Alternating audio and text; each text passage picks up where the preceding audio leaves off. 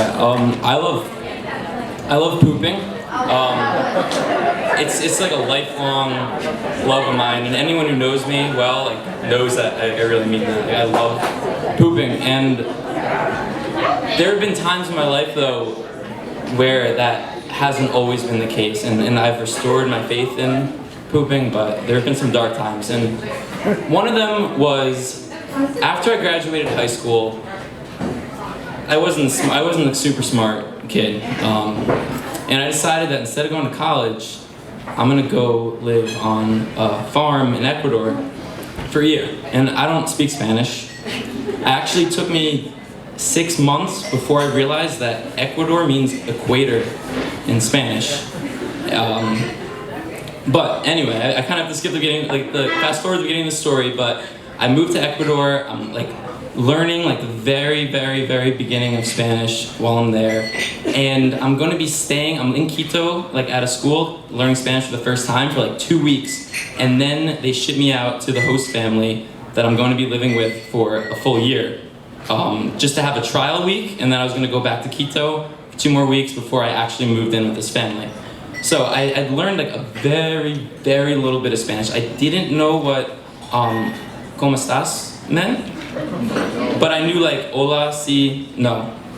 And then I got on a bus by myself. I went out 5 hours down a dirt road, and I ended up in this small, tiny little community with this Ecuadorian Quechua family. And they'd never talked to anyone from the United States before. I didn't know any Spanish, and I was kind of sitting, not saying super a lot, and I don't really lie. But the problem was that I didn't speak any Spanish, and I knew it'd be too difficult to explain a lot of things, so I would just stick to sí and no. And so what happened was, one day, I'm there for a week. The second day, take me up to the top of the mountain, and we are doing field work all day in the farm, and I'm dying of thirst. I don't have a water bottle. There's no bottled water, there's nothing. And there's a little trough where all the bulls are drinking out of, And I'm really thirsty. And so then all the old Quechua ladies, they go up and they're drinking the water, and they're Nick, ¿estás bien? ¿Tú tomas esta agua? And I'm sí, está bien, it's bien. So I take the water and I drink it out of the bull trough. And so, yeah, that night, my first bad pooping experience in my life. I'm sitting in the outhouse the entire night. I could see the stars through the crack in the roof, feeling just pooping my brains out. I actually didn't throw up at all. Just pooping my brains out. Horrible. Really horrible. I'm not going to go into details. Horrible.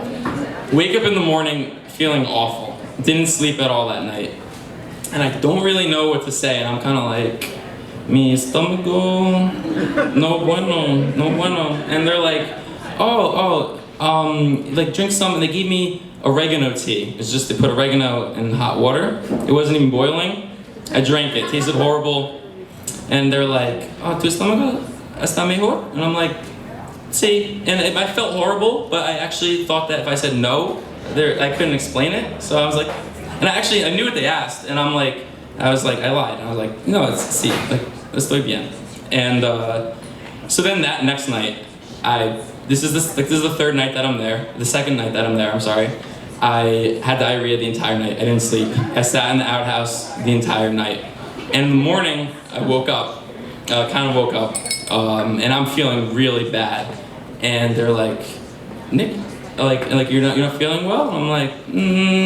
I'm not really. And they're okay, we're gonna fix this. And they go in the hen house and they get some eggs. And my host mom, who just met me, and I really barely communicated with these people. And I have my host mom, my host brothers are sitting, they're all holding an egg, and they're each rubbing the egg on my stomach. And I'm sitting in bed, and I'm all right, it's fine. And then they're Nick, come with us. And take me to the well in the middle of the town, and they all throw the egg down the well. And they're you're gonna be fine tonight, And they're tu estómago está mejor? And I'm and like I'm not feeling super great, but I'm like, see, I'm like, maybe, I'm feeling better. Maybe I'm like willing to believe that this could work. And so that night, in the outhouse, the entire night, I didn't sleep again. This is the third night, feeling really horrible, like I'm gonna faint. In the morning, I wake up super dehydrated. They're waking me up at 6 a.m. every day so I can milk the cows too. Like I'm not getting a lot of sleep, and I like can barely get out of bed. And they're like, oh, you still don't feel well. They're like, okay, we got the solution to this. And I'm not really understanding anything they're saying. They're talking a lot now about me, and like I'm just this white kid sitting in the only bedroom in their house that gave me the bedroom for the week. I felt horrible. I can't say anything. And they take me to the courtyard in front of the house. They sit me in a chair, and there's a mint bush next to the house, and they ripped it out of the ground, the whole bush, and they put a white sheet over my head. So I'm sitting like a ghost on this chair, and they take the mint bush and they start hitting me with it. They're hitting me in the head, hitting me in the back, hitting me in the stomach, and like for about like 15 minutes. And I patiently sat there, and because I couldn't say anything, I couldn't communicate at all. And so like after they're done like hitting me with the mint bush, they're they kind of like after like they like take it off. Like I smell really minty and nice. And I think I drank some more oregano tea after that too. Like they were really like doing everything they could. And they were like, "Tu estómago está mejor?" And I'm like, "Sí." Like, and I don't know these people. I know I'm gonna be living with them for an entire year the following week. Like I have just met them. I'm trying not to make a good impression, but I'm also like almost fainting like now. Like I'm so dehydrated, I feel horrible.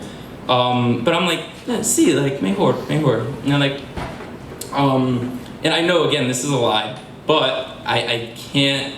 I tried. I think maybe I tried saying no, and then I tried to explain how I was feeling, and I was like using a lot of like gesticulation and like this. And I don't think I was getting it across. Then I'm like, "See, like I'm good."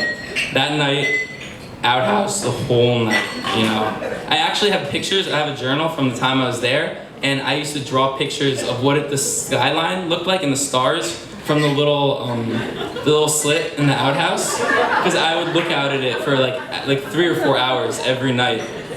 In the morning I wake up, and this morning I can't get out of bed, and this is the last morning that I'm staying with the family, because there's like Monday through Friday trial run of this family, and I wake up this last morning. I can't get out of bed. Like I'm really weak. I'm shaking. They're like, "Oh, like you don't feel well, Nick?" And I'm like, "I'm not feeling super well. Like no, not feeling well. Like estómago mal, hospital, por favor." And they're like, no. Like we'll bring Don Carlos. He works in the village. He comes. He'll fix you up good. This guy comes into my room. My host mom, she's kind of been like really worried about me sitting by my bedside. She doesn't know what to do with me. She can't talk to me. So she leaves the room. I'm sitting there by myself, and then this guy from the village comes in, Don Carlos, presumably. And this guy comes in, there's a big metal door with a big latch lock. He like closes the door, locks it, and he's holding in his hand a bottle of vodka in one hand, and he's holding a living guinea pig in the other hand. And I'm like totally out of it, like really like barely comprehending what's happening. And I'm like, all right, I'm gonna be good. Like this guy will fix it. Like I haven't met him before. So I'm just sitting in bed. He pulls down the sheets to my bed, and I'm just like lying there, and like my butt's really hurting. There's a bucket by my bed that instead of vomiting in, I was pooping in it because I couldn't make it to the outhouse anymore. And this guy, he takes the bottle of vodka, takes a big swig of it, and looks me right in the face. He goes. He spits it all over my face, and I'm like, all right. Then he takes another swig, spits it all over me. I'm like, and he keeps taking swigs of vodka and spitting all over me. So I'm like wet, like my clothes are wet with vodka from his mouth, and he's holding the guinea pig by its legs, and it's like squealing. He just starts hitting me with it, and he keeps hitting me with it, until the guinea pig dies on my body. I'm like wet. with vodka from this guy's mouth. He does a whole bottle of vodka, like a handle, and this is like a lot of money for them too. And I'm like, oh, like how fast does this kick in? You know, like that's how delusional. I'm like, I hope this is gonna like kick in pretty quick. And so he did that, killed the guinea pig against my body. Guinea pig's a delicacy there. I actually ate it a bunch of times. So the family actually was like, we used our like annual like guinea pig dinner on you. That's what I found out later. That they used it to hit me with to make me feel better. Yeah, and to like Nick like, tu estómago estás mejor? Está mejor? And I'm like, can I go? Hospital. And I'm like, I need to go to hospital. And they're like, and they didn't really want to take me. And I ended up, that was the day that I was supposed to go home, and I got picked up. I went right to the hospital, IV, felt great within 24 hours, and I think that one of the treatments that I received that week worked. Thank you.